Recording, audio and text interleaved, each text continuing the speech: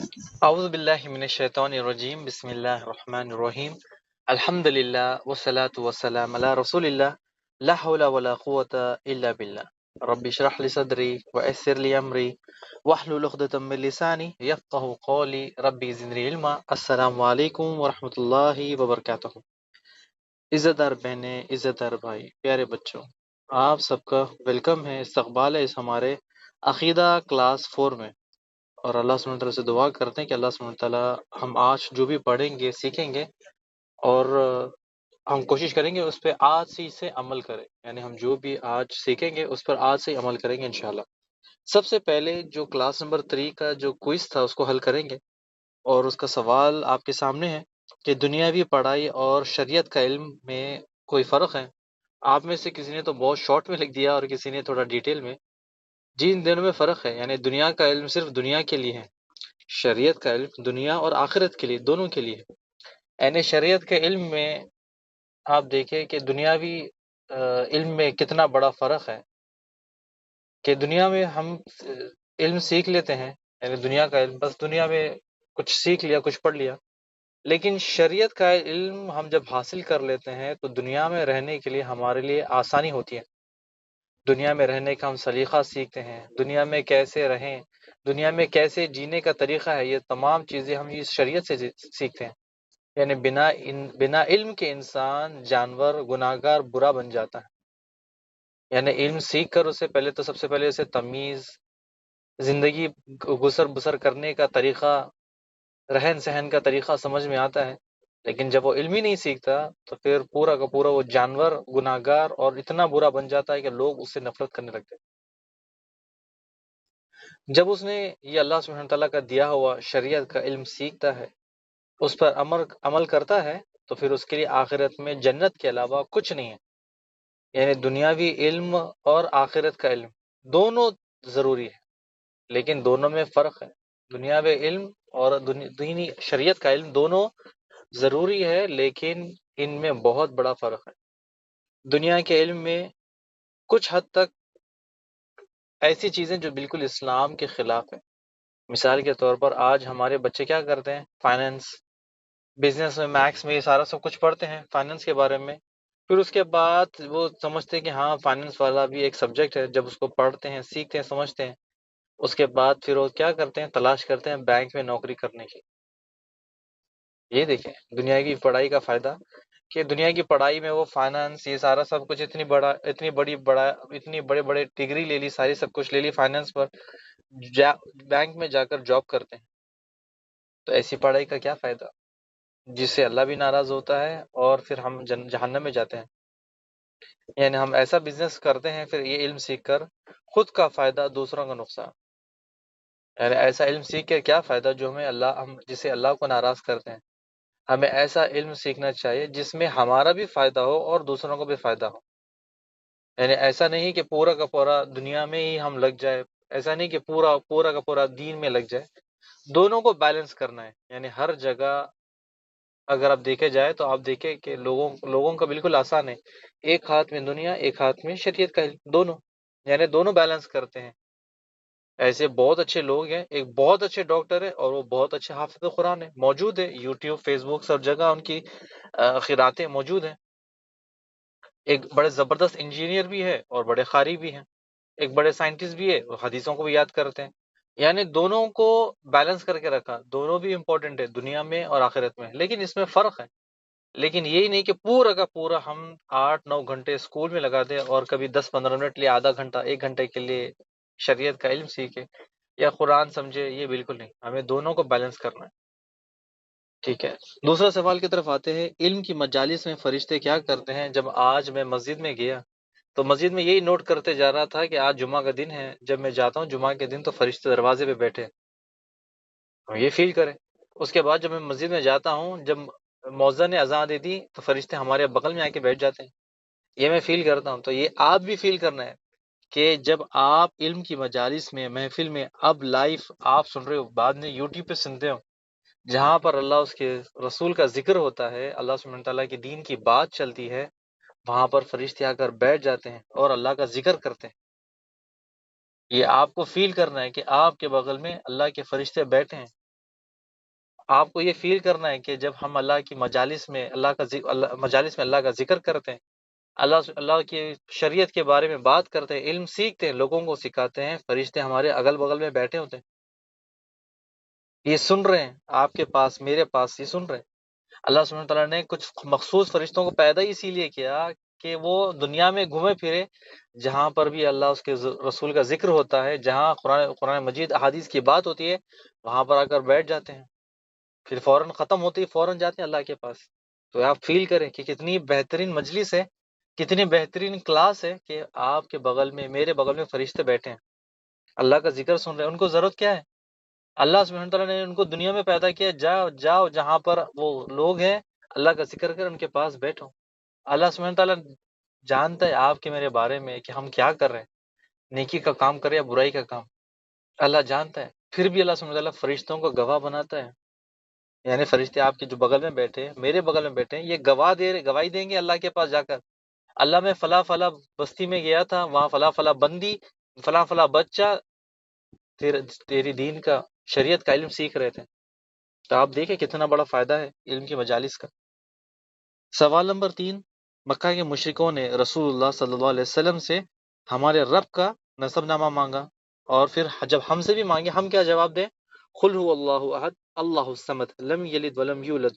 ولم یکن له کفوا احد۔ یہ ہمارے اللہ سبحانہ تعالیٰ کا حسب و نسب ہے کہ یہ کون ہے۔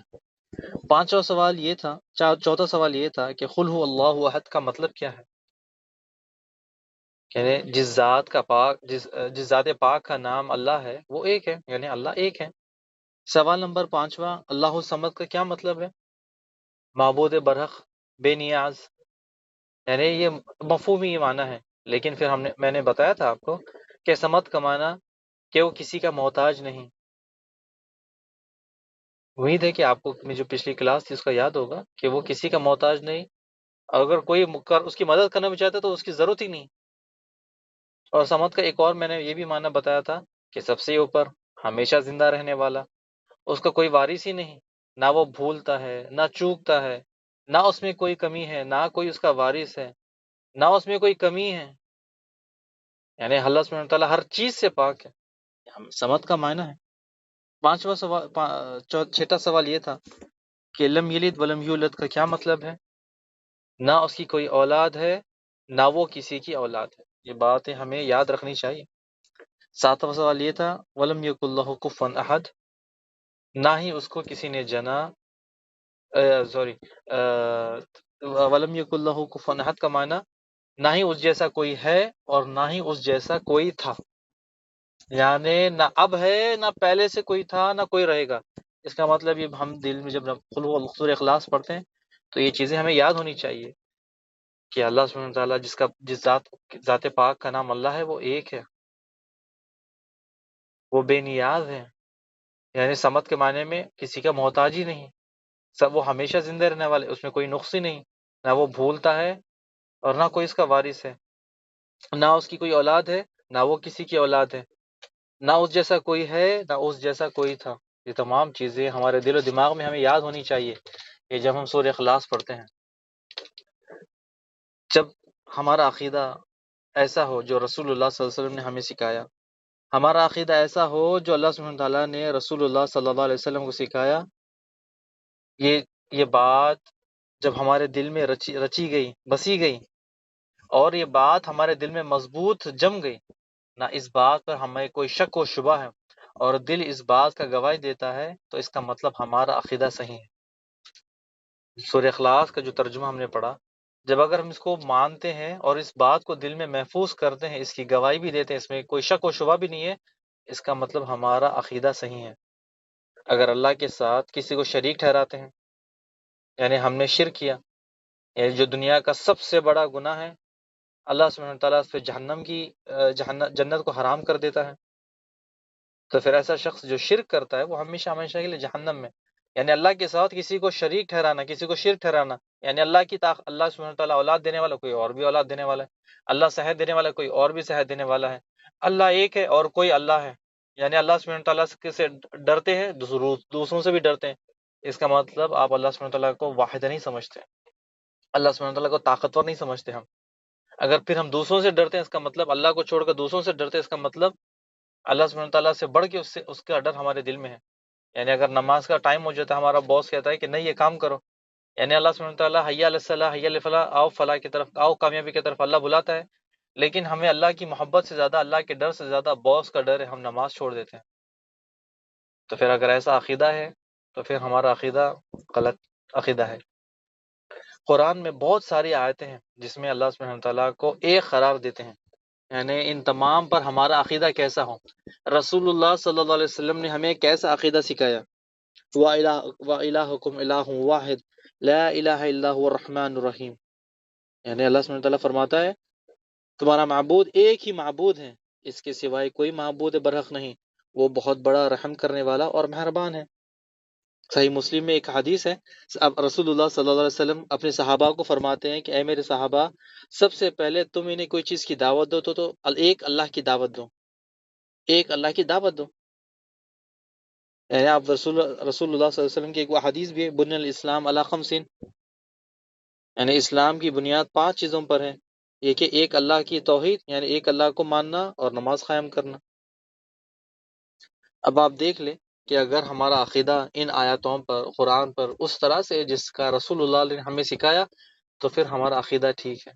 اگر پھر ہمارا عقیدہ بالکل ان کے الگ ہے، بالکل خلاف ہے، آگے جا کے میں بتاؤں گا، تو پھر ہمارا عقیدہ غلط ہے، اور اسی عقیدہ غلط رکھتے ہوئے اگر ہم مر گئے تو پھر ہمیشہ ہمیشہ کے لیے جہنم، کہ اللہ کے سوائے کوئی اور بھی ہے، اللہ کے سوائے کوئی اور بھی طاقتور ہے، اللہ کے سوائے کوئی اور بھی اولاد دینے والا ہے، اللہ کے سوائے کوئی اور بھی صحت دینے والا ہے،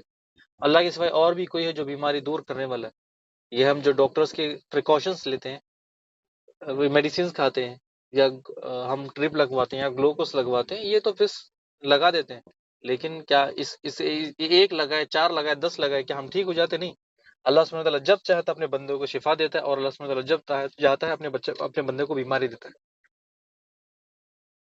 اگلے پوائنٹ کی طرف آتے ہیں، پوائنٹ نمبر 2، جب انسان توحید اپنا لیتا ہے، عقیدہ صحیح کر لیتا ہے، دنیا و آخرت میں اس کے لیے بے شمار فائدے ہیں، بے شمار۔ یعنی جب انسان اپنے دل میں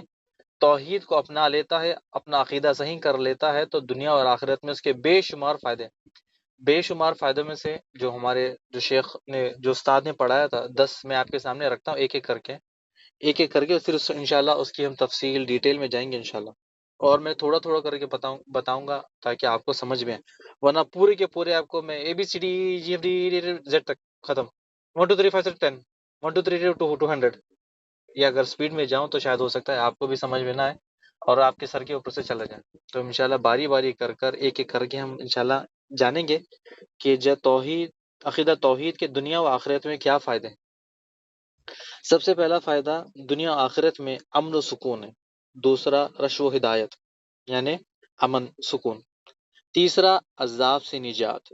چوتھا ہمیشہ ہمیشہ کی نعمتیں بھری جنت، پانچواں گناہوں سے بخشش، اور چھٹا حصول شفاعت، یعنی اللہ سبحانہ وتعالیٰ شفاعت کرے گا، ساتواں بسعادت مطمئن زندگی، آرام والی زندگی، آٹھواں اجر عظیم، اجر عظیم، یہ بات یاد رکھے، اجر عظیم یعنی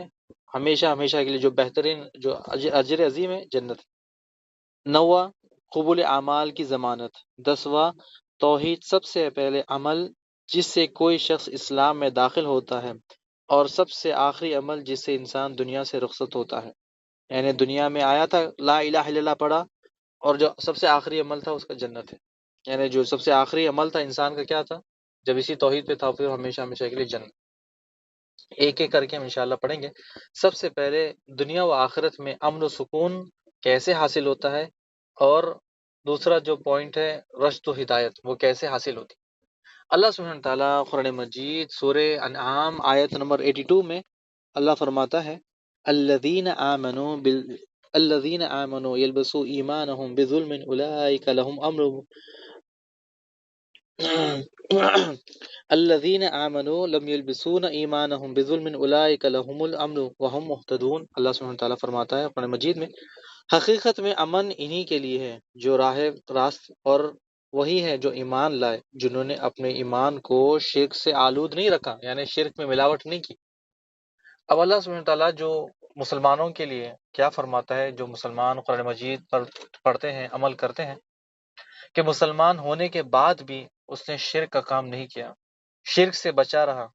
یہی وہ لوگ ہیں جو دنیا اور آخرت میں امن و سکون میں رہیں گے۔ ان کے لیے کوئی ٹینشن ہی نہیں، کوئی،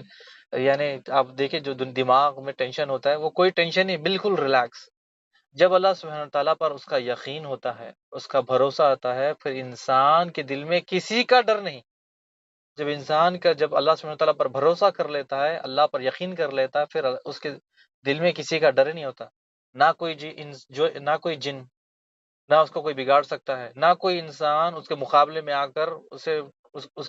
کا کوئی نقصان کر سکتا ہے۔ صرف اس کے دل میں اپنے رب کائنات کا ڈر ہوتا ہے۔ جب رب کائنات اللہ کا ڈر آ جاتا ہے، دنیا کی کوئی بھی ہستی اس کا کچھ نہیں بگاڑ سکتی۔ دنیا کی کوئی بھی ہستی اس کا کچھ بگاڑ نہیں سکتی، یعنی کسی بھی چیز کا اس کا کوئی نقصان ہی نہیں ہو سکتا، کوئی نقصان نہیں ہو سکتا۔ اگر ایک شخص اپنے دل سے ڈر نکال دیتا ہے کہ لوگوں کا، اور جب اللہ کا ڈر اپنے دل میں باقی رکھتا ہے، جب اللہ اس کا کوئی دنیا کا کوئی نقصان نہیں کر سکتا، دنیا کو اس کا کوئی بگاڑ ہی نہیں سکتا، نہ کوئی جن، نہ کوئی انسان، نہ کوئی اور مخلوق اس کا کوئی بگاڑ ہی نہیں سکتی، تو جب وہ فیصلہ کر لیتا ہے، جب اس اللہ سبحانہ تعالیٰ کے اوپر بھروسہ کر لیتا ہے، یقین کر لیتا ہے، اس کے دل میں اللہ کے علاوہ کسی اور کا ڈر رہتا ہی نہیں۔ اور جب یہی ایمان سچا ایمان والا ہے، اور یہی توحید خالص ہوتی ہے، اور جب ہمارا عقیدہ صحیح ہوتا ہے، تو جب ہم دنیا سے جاتے ہیں ہمارے لیے امن و سکون ہے۔ یعنی کیسا؟ جب ہم دل میں کسی اور کا نہ جن کا ڈر رکھتے ہیں، نہ کوئی انسان کا ڈر رکھتے ہیں، نہ کوئی اور مخلوق کا ڈر رکھتے ہیں، ہمارے صرف ڈر یہ ہے کہ اللہ سبحانہ تعالیٰ کا ڈر ہمارے دل میں باقی ہے، تو پھر اس کے بعد جب یہ مر جاتا ہے، دنیا سے جاتا ہے، اس کے لیے امن و سکون ہے۔ امن و سکون کیسا امن و سکون ہوگا؟ یعنی مرنے کے دنیا میں تو امن و سکون تو سمجھ میں آتا ہے، لیکن مرنے کے بعد کیسا امن و سکون؟ ایک تھوڑا سا آپ کو میں بتاؤں اس کے بارے میں، کہ سب سے پہلے یہ بات یاد رکھے کہ جب دل میں ڈر اللہ کا رہا، کسی اور کا نہیں رہا، اور اسی پہ مر گیا، جب دنیا سے چلا گیا، اس کے لیے امن و سکون ہے۔ امن و سکون جب اسے یقین ہو جائے گا کہ میں نے عقیدہ توحید پر میں نے زندگی گزاری، کوئی ٹینشن ہی نہیں لیا، یعنی کوئی ٹینشن کا کام ہی نہیں کیا، کوئی شرک ہی نہیں کیا، تو پھر اس کے لیے خبر میں بھی سکون ہے، اس کے لیے سکون ہے، کیونکہ اسے پتا ہے کہ میری جو موت ہوئی وہ عقیدہ توحید پر موت ہوئی ہے، یعنی اللہ سبحانہ تعالیٰ نے جو حکم دیا تھا میں نے اسی حکم پر مرا، تو پھر اس کے لیے کوئی ٹینشن ہی نہیں، اس کے لیے امن و سکون ہے۔ اب خبر میں بھی امن و سکون کیسا؟ یعنی جب اس کی زندگی صحیح عقیدے پر گزری اور وہ عمل کیے جو اللہ اس کے رسول نے بتائے تھے، تو پھر اس کے لیے خبر میں بھی امن و سکون ہے۔ اب جو خبر سے نکلے گا، خبر سے جب اٹھے گا، تو پھر اس کے لیے بھی امن و سکون ہے، یعنی آگے کا جو مرحلہ ہے کیسے اس کے لیے، یعنی جب حساب کتاب کا معاملہ ہوگا، تو جو اسے یاد آئے گا کہ جو میری دنیاوی والی زندگی تھی اس میں میں نے صحیح عقیدے پر عمل کیا، سیکھا، اسی پر زندگی گزاری، اب اسے پتا ہے کہ اب میرے لیے امن و سکون ہے۔ جو کچھ قیامت میں ہے، قیامت کے بعد ہوگا، وہ اس کے لیے بھی امن و سکون ہے، حتیٰ کہ جب جنت میں داخل ہو جائے گا، امن و سکون ہی سکون ہے، ٹھیک ہے؟ جب جنت میں چلے جائے گا، یعنی اب سکون ہی سکون ہے، آرام ہی آرام ہے، بس زندگی بس خالی باقی ہے، کبھی موت ہی نہیں آئے گی۔ یہ امن و سکون انہی کے لیے ہے جس کا عقیدہ صحیح ہو۔ ہمیں ضروری ہے کہ ہم صحیح عقیدہ سیکھیں، اس پر چلیں، پھر ہمارے لیے ہی ہمیشہ ہمیشہ کے لیے امن و سکون ہے۔ رشد و ہدایت، جو پوائنٹ نمبر 2 تھا، توحید رشد و ہدایت، یعنی جس نے اپنے ایمان کو سچا کر لیا، شرک کی ملاوٹ سے پاک کر لیا، یعنی وہی لوگ حقیقت میں جنت میں جائیں گے۔ دنیا میں کچھ اس نے فائدہ ہی نہیں کمایا، نہ اس نے کوئی مال جمع کیا، نہ کوئی اس نے آرام کیا، نہ اس کے پاس بڑی بڑی بلڈنگیں تھی، غریبی زندگی گزار دی، حرام سے بچا رہا، شرک سے بچا رہا، برے کام سے بچا رہا، لوگوں نے اس کی تمام چیزیں چھین لی، ہر طرح کا اس کا آرام، گاڑی بنگلہ، ہر چیز چھین لی، ہر طرح کا اس کا نقصان کر لیا، لیکن جب اس کے دل میں یہ اطمینان تھا کہ جو میرا عقیدہ توحید بالکل صحیح ہے، یہ سب سے بڑی دنیا کی نعمت ہے، اس کی وجہ سے ہمیشہ ہمیشہ کے لیے جنت میں چلا جائے گا۔ یعنی میرے بھائی بہنوں بچوں، یہ بات نوٹ کریں کہ یہ کس طرح کا عظیم عمل ہے جسے ہمیں سیکھنا جاننا ضروری ہے، کہ دل میں جب ہمارا عقیدہ توحید صحیح ہو جائے گا، سورہ اخلاص ہم ایک ایک کر کے بہت ساری چیزیں کہ ہماری ان باتوں پر، ان آیات پر کس طرح کا عقیدہ ہونا چاہیے، اس بات پر کس طرح کا ہمارا عقیدہ ہے، رسول اللہ نے کس طرح سے ہمیں سکھایا، رسول اللہ صلی اللہ علیہ وسلم نے کس طرح کی تعلیمات دی، ہم ایک ایک کر کے پڑھیں گے۔ جب ہمارے دل میں یہ تمام چیزیں اتر جائے گی، جب ہم دل سے بھی گواہی دیں گے، ہمارے دل میں شک بھی نہیں ہوگا، ہم پھر ہمارا اس بات پر دل بھی ہمارا مضبوط ہو جائے گا کہ یہ بات سچی ہے، تو پھر ہمارے لیے امن و سکون دنیا میں، امن و سکون خبر میں، امن و سکون خبر سے اٹھنے کے بعد، امن و سکون قیامت والے دن، امن و سکون جنت میں جانے کے بعد۔ جب ہمارا عقیدہ صحیح ہو تو پھر ہمارے لیے ہر چیز سکون ہے۔ یعنی جب دنیا میں جب دیکھے کہ ہم نے کچھ کمایا نہیں، لیکن بھروسہ ہے کہ اللہ سبحانہ تعالیٰ مجھے جنت میں بڑے مقام دے گا، میں نے جو کمانے والا جو وقت تھا، میں نے وہ تھوڑا سا کمایا، تھوڑا وقت اپنا، یعنی دنیا میں جو وقت تھا 12 گھنٹے، 6 گھنٹے سوتا تھا اور 6 گھنٹے کام کرتا تھا، 6 گھنٹے اللہ تیری عبادتیں کرتا، تیرا ذکر و اذکار کرتا، تیرا علم سیکھتا، تو نے جو شریعت کا علم دیا وہ سیکھتا۔ یعنی دیکھے 12 گھنٹے میں 6 گھنٹے سو گیا، 6 گھنٹے سونے کے بعد 6 گھنٹے اس نے دنیاوی کاموں میں لگا دیے، اس کے بعد 6 گھنٹے اس نے سیکھنے کرنے میں لگا لیے، پھر اس کے بعد 6 گھنٹے کی ہو کسی اور میں، گھر والوں کی ذمہ داری گھر میں، یا پھر باہر جانے آنے جانے میں، یعنی جس طرح سے بھی اس نے ڈیوائڈ کر لیا، بالکل بہت کم کمایا، دنیا میں آرام ہی نہیں تھا اس کے لیے، یعنی دنیا میں اس نے مستی نہیں کی، انجوائے نہیں کی، حرام سے بھی بچا رہا، پرہیزگاری زندگی گزاری، برائی سے بھی بچتا رہا، شرک سے بھی بچتا رہا، انہی لوگوں کے لیے امن و سکون ہے۔ یعنی لوگوں نے اس کی تمام چیزیں چھین لی، ہر طرح کا اس کا نقصان کر لیا، لیکن جب دل میں صحیح عقیدہ توحید اس کے دل میں محفوظ تھی، تو دنیا کی سب سے بڑی نعمت ہے۔ یعنی 30 40 50 60 سال، یہ 100 سال یا 200 سال، جتنے سال زندگی گزاری، جب اس کا عقیدہ توحید صحیح تھی، یہ سب سے بڑی نعمت ہے، اور اسی نعمت کی وجہ سے وہ ہمیشہ ہمیشہ کے لیے جنت میں جائے گا۔ تو بھائیوں بہنوں، یہ بات نوٹ کریں کہ بہت بڑا یہ جو عظیم عمل ہے، جسے ہمیں سیکھنا بھی ہے، جاننا بھی ہے، لوگوں کو بتانا بھی ہے، اور انشاءاللہ باقی باتیں ہیں، جو پوائنٹ تھے 10 پوائنٹ میں سے میں آج 2 ہی پوائنٹ پڑھے، باقی کے ہم انشاءاللہ اگلے کلاس میں لیں گے، اور میں زیادہ نہ بتاؤں ورنہ پھر آپ بھائی بہن بور ہو جاتے ہیں، مجھے لگتا ہے کہ آپ ٹینشن میں بھی آ جاتے ہیں کہ ہم نے اتنا بڑا، یا سمجھ میں آیا نہیں، یا پھر ہم نے سیکھا نہیں، یا پھر پہلی بار ہم ایسی باتیں سن رہے۔ ہمیں یہ باتیں بچپن سے ہی سکھانی پڑھانی چاہیے، لیکن ہم ہوتا ہے کیا ہے کہ ہم دنیا کے ماحول میں، دنیا کے معاملات میں اتنے بزی اسکیجول میں ہوتا ہے کہ ہمیں شیطان آگے بڑھنے نہیں دیتا، لیکن اللہ نے آج ہمیں موقع دیا، آپ کو اس مجلس میں بلایا، اللہ سبحانہ تعالیٰ کی سب سے بڑی نعمت ہے، سب سے بڑا انعام ہے ہم پر۔ میں نے پچھلے بار بھی بتایا کہ لوگ دیکھیں کہ آپ اور وہ لوگ کہاں پر ہیں،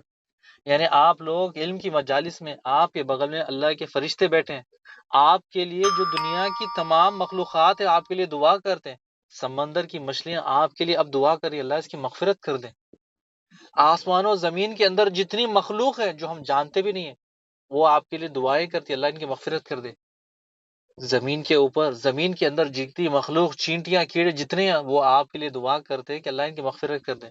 یہ کب کر رہے ہیں؟ یہ آپ اس وقت جو آپ علم سیکھ رہے ہیں، اس وقت، اس کے بعد کا جو وقت ہے آپ چاہے دنیا میں گزار دیں، میتھس میں پڑھ لے، انگلش میں پڑھ لے، سوشل پڑھ لے، بایولوجی پڑھ لے، کیمسٹری پڑھ لے، دنیا کی بڑی بڑی ڈگری، ڈاکٹر پڑھ لے یا کوئی پڑھ لے، کوئی آپ کے لیے دعا نہیں کرے گا،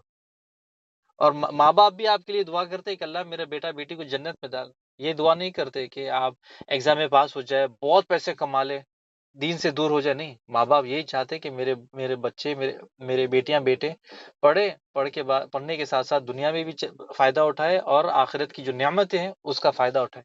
یہ اللہ سبحانہ تعالیٰ کا سب سے بڑا تحفہ ہے کہ آپ کو ہمیں جمع کرنے کا، تمام مخلوقات آپ کے لیے دعا کریے، فرشتے آپ کے بغل میں بیٹھ کے دعا کریں، تو اس سے بڑی نعمت، اس سے بڑا انعام، اس سے بڑی بہترین چیز، اس سے بڑا بہترین وقت کہاں پر ہے؟ آپ لوگ بتائیں۔ بارک اللہ فیک و جزاکم اللہ خیر۔ اگلا جو ہمارے دنیا اور آخرت کے فائدے وہ انشاءاللہ اگلی کلاس میں لیں گے. آج صرف 2 ہی لیے کیونکہ ابھی وقت بھی زیادہ ہو رہا ہے، اور آپ لوگ زیادہ اگر سنیں گے تو مجھے لگتا ہے کہ زیادہ پڑھنے سے دماغ بور ہو جاتا ہے. السلام علیکم ورحمۃ اللہ وبرکاتہ.